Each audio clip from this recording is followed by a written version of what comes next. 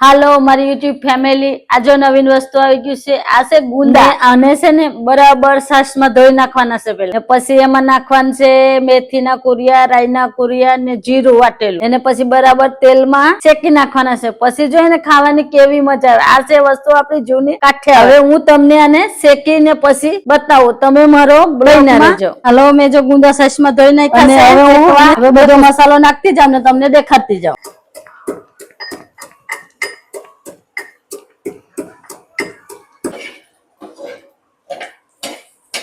હાલો જો આ મસાલો બધો ખંડાઈ ગયો છે. હવે એ ગુંદામાં નાખવાનો છે. જો હવે બધો મસાલો નાખવાનો છે.